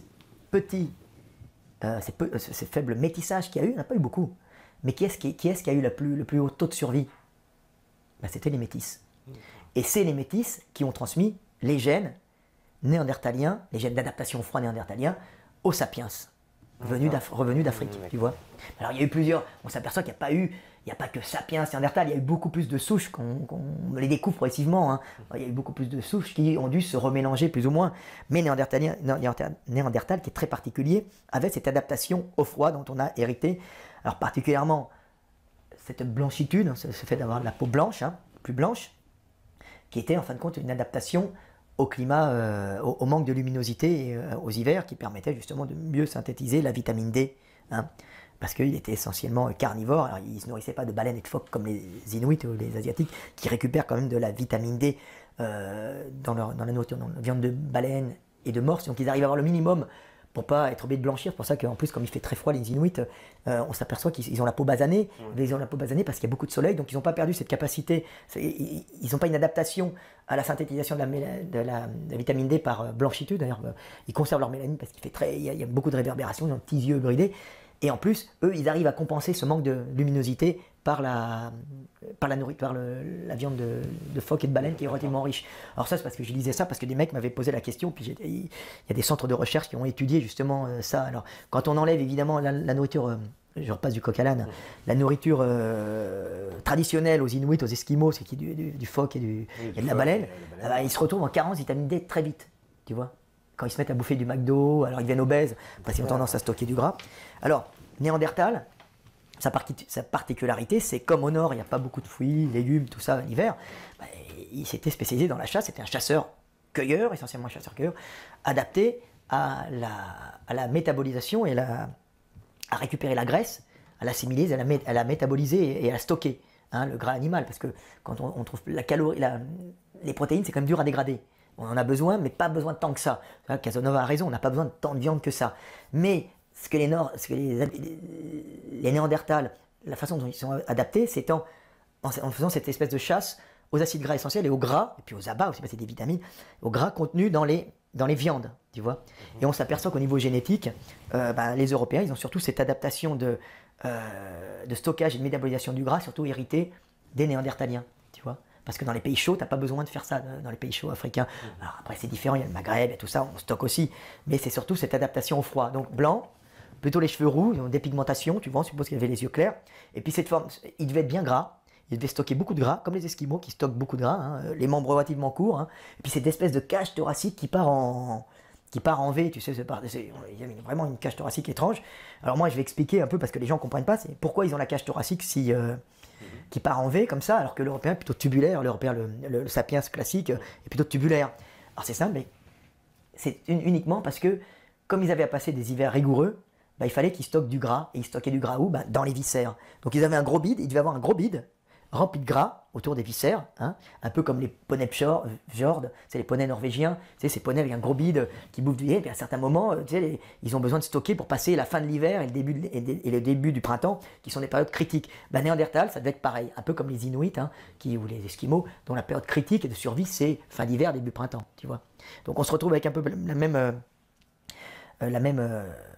cette adaptation au froid qui est passée chez les Européens, tu vois, et on a sauté 400 000 ans de sélection. C'est les métis qui ont justement évité cette casse, tu vois, cette casse génétique. C'est pour ça que Sapiens aurait pu survivre, donc à cause de ce mélange. Sapiens aurait survécu obligatoirement, mais il aurait payé le prix fort avec une adaptation beaucoup plus lente. Et grâce aux métis, l'adaptation était beaucoup plus rapide. Donc d'où l'avantage du métissage en cas de changement de milieu, tu vois. Quand les mecs, moi j'ai des nations qui viennent, des mecs, des racialistes qui viennent, puis des mecs qui sont pour le métissage. Qu'est-ce qui est mieux, le métissage qui est mieux? Non, il n'y a pas un truc qui est bien et mauvais. Il y a des adaptations climatiques et du métissage. Le métissage ayant l'avantage de faire passer des gènes d'une population à l'autre qui sont adaptés à deux climats différents. Et s'il y a un changement de climat dans une population, le métis aura peut-être apporté la clé de sortie, tu vois, la clé d'apport de sortie de l'espèce pour survivre, ou du groupe pour survivre, tu vois. Ouais, donc c'est pas forcément négatif. C'est pas forcément négatif, c'est-à-dire il n'y a pas de positif, de négatif, et tout ça c'est des adaptations, et on joue avec. Et bon, les Africains ont moins bonne adaptation au froid en général, tu vois. Ils n'ont pas cette espèce d'inflammation des mains qui, chez les Européens, qui doit venir aussi Néandertal à la base, hein, qui fait qu'en vérité c'est une inflammation qui permet de ne pas geler, tu vois. Il y a des problèmes d'adaptation. Il y a la rougeur, il n'y a pas de rougeur chez l'Africain. La peau, en général, des Africains, elle n'est pas du tout adaptée au froid, qui fait qu'elle craquelle. Elle craquelle et tout. Elle se déshydrate très vite. Ils sont faits pour l'Africain, il est fait pour transpirer en permanence. Alors il y a un truc que j'ai remarqué, parce qu'on dit souvent, on explique souvent, alors ça c'est une théorie que j'explique, et puis jusqu'avec des médecins, ils disent ah oui putain, vous devez avoir raison. Alors tu sais, on voit souvent, on explique souvent sur l'hypertension, on dit chez les médecins, on dit l'hypertension est souvent chez les Africains, elle est souvent hydrique, donc elle est due à une trop forte rétention d'eau. Et chez les Européens, l'hypertension elle est plus souvent nerveuse. Tu sais, hypertension, donc on donne des bêta-bloquants, des calmants chez les Européens, et on donne des diurétiques chez les Africains. En général, c'est ce qui se passe. Il faut faire des examens parce qu'un Africain peut être hyper nerveux et puis un Européen peut avoir une hypertension hydrique. S'il a un rein bousillé, ça peut arriver. Donc, mais grosso modo, c'est à peu près ça. Donc pourquoi cette hypertension n'a pas les mêmes causes chez l'Européen et chez l'Africain? Alors pour des raisons simples, ce sont tout simplement des adaptations climatiques. En Afrique, il fait très chaud. Donc, l'essentiel, c'est de thermoréguler, de se refroidir. Donc l'Africain, qu'est-ce qu'il fait? L'Africain, il a une peau toute noire déjà pour éviter les cancers de la peau. Et puis, il a une transpiration abondante. Il transpire beaucoup. Il boit, il transpire beaucoup. Il transpire. Il transpire beaucoup, du coup, il pisse moins. Ah oui, puisqu'on excrète par la peau, plutôt, la nature est économe toujours. Donc en Afrique, ça pose aucun problème. Puis il se dépense en plus, tu vois. Quand il passe au nord, il vient travailler au nord, il fait moins chaud. Donc il transpire moins. En plus, donc tu sais, j'avais pas trouvé que son intervention était très bonne. Un gars dit oui, le noir il pue, tout ça, machin. C'est un peu con son truc. Le noir il pue pas, il a une transpiration particulière. Il doit y avoir des sécrétions de la transpiration africaine qui sont faites justement pour protéger cette peau qui est en permanence humidifiée, alors que l'Européen l'a pas. Donc ça donne une odeur particulière à l'Africain. C'est pas parce que il pue, t'es con. C'est très bien, je vais passer le message comme ça. Non mais il est pas méchant. Non mais oui, effectivement, il y a différentes adaptations, mais c'est pas. Il pue pas. Il a une transpiration, sûrement il doit y avoir des molécules que l'Européen sent particulièrement et qui sont juste des molécules de protection parce que c'est une peau très hydratée qui transpire en permanence pour thermoréguler. Ça veut dire évacuer par la transpiration, par l'évaporation, on n'a plus de poils, donc on évacue l'agitation moléculaire pour éviter de monter en surchauffe, de détruire les tissus. Souvent les Africains sont imberbes, contrairement aux Européens. Et les Africains sont imberbes pour cette raison. Pour cette raison, j'ai discuté hier avec un médecin, justement pour l'histoire de la barbe, des Européens, pas des Africains. Donc, l'Européen, lui, alors quand l'Africain monte au nord, il ne transpire plus. Tu vois? Mais il excrète pas plus, il n'a pas des reins adaptés pour pisser autant que l'Européen.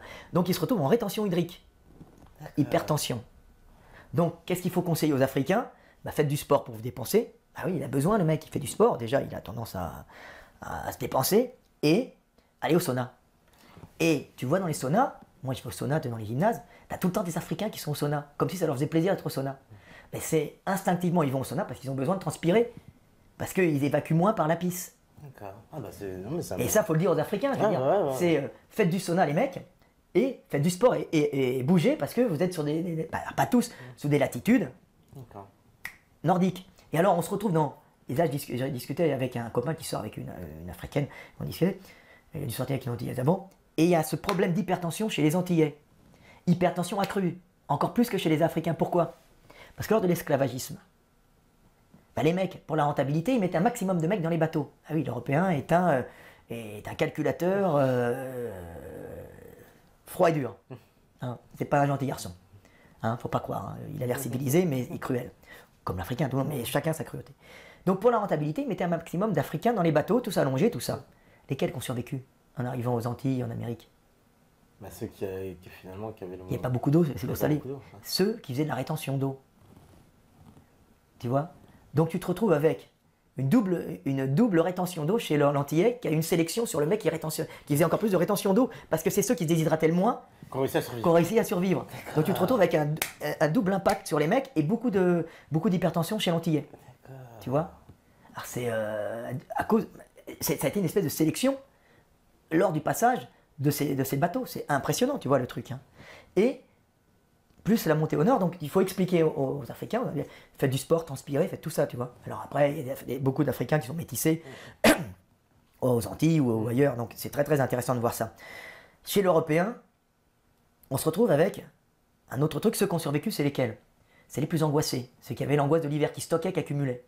Donc tu te retrouves avec des maladies dégénératives d'angoisse, tu as des mecs angoissés, donc hypertension, angoisse, comme s'il y avait un danger qui allait venir alors qu'il n'y en a pas. Donc c'est celui qui mettait de côté pour passer cet hiver, donc qui accumulait, qui prévoyait, qui survivait.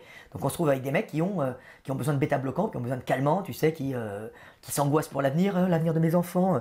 Oh putain, je gagne 5 000 euros par mois, je gagne 10 000, je me tire une balle dans la tête. Alors les Africains ils disent quoi? Tu gagnais 5 000, il y a 10 000, bah attends, s'en fout quoi. C'est pas grave, demain t'es peut-être mort, vas-y, profite de la vie. Oui, mais pour l'Européen, cette angoisse, ça l'a sauvé. Parce que celui qui ne mettait pas de côté, si l'hiver durait un peu plus longtemps, il mourrait. Donc on se retrouve avec des angoissés, tu vois. Je bois pour oublier, je suis angoissé, tu vois. C'est vrai, c'est vrai.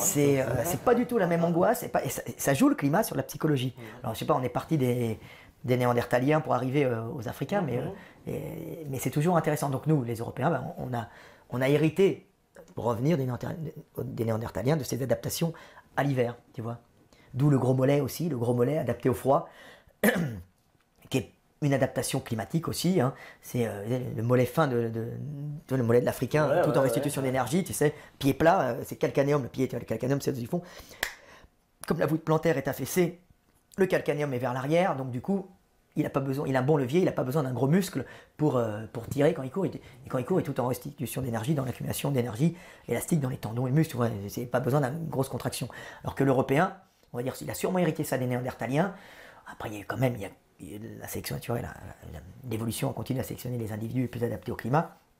L'Européen, il le gros mollet de l'Européen sur le tableau de Bruegel, tu sais, l'haltéro-russe, avec ses gros trucs, tu vois, le Bulgare avec ses gros machins qu'on voit pas en Afrique, hein, tu vois, les lutteurs sénégalais, c'est des mecs costauds suralimentés, mais ils ont ces petits mollets derrière.